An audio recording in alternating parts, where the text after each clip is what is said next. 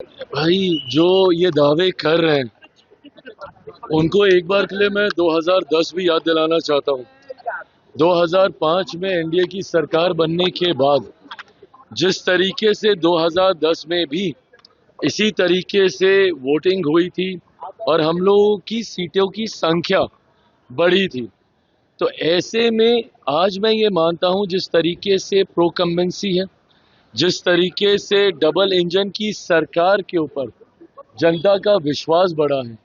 पिछले एक साल से मेरे प्रधानमंत्री जी ने जो निरंतरता में बिहार आकर बिहार और बिहारियों के लिए योजनाओं को समर्पित करने का काम किया, इसने विश्वास बढ़ाया है हमारी डबल इंजन की सरकार के ऊपर।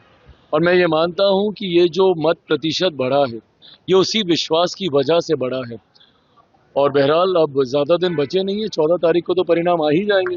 बट जो फीडबैक हम लोग के पास आ रहा है, जितने सर्वेस, जितने रुझान हम लोग के पास आए हैं, इस बात में हम लोग को कतई कोई संदेह नहीं है कि आउट ऑफ 121 सीट्स हम लोग 100 सीटें, 100 के आसपास की सीटें हम लोग बहुत आराम से जीत रहे हैं।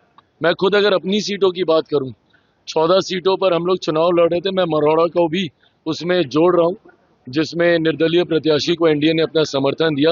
अगर मैं उनकी भी मैं बात करूं तो 14 की 14 सीटों पर कल रात भर तक हम लोग फीडबैक ले रहे थे। 14 की 14 सीटें पॉजिटिव हैं और मैं मान रहा हूं कि ये सीटें भी हम लोग जीत रहे हैं।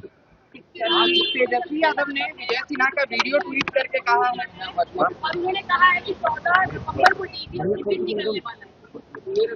ये सारी बातें कहने का मैं समझ सकता हूँ, चुनाव का समय है, उनको भी अपने कार्यकर्ताओं के मनोबल को बढ़ाए रखना है, इसीलिए वो ये सारी बातें कह रहे हैं।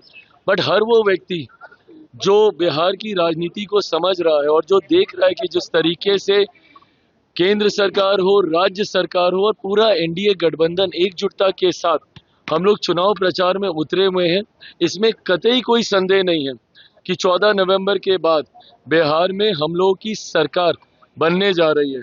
और जिन लोगों को वापस से ईवीएम का जिन निकलते हुए समझ में आया, तो ये तो वही लोग हैं ना जो अभी तक ईवीएम को गाली दे रहे थे। अब इन लोगों को एक नया बहाना मिल गया है एसआईआर का लेके, और वोट चोरी वोट चोरी वोट चोरी बोलकर ये अब नए बहाने के ऊपर ही आ गए। बट अभी कुछ समय पहले तक तो इनको ईवीएम का जिन इन्हीं को खाने के लिए निकलता था, इनको लगता था कि उसमें धांधली हो रही है। बहरहाल ईवीएम से जिन निकलेगा जरूर 14 तारीख को, बट वो एनडीए की मजबूत सरकार बनाने के लिए निकलेगा।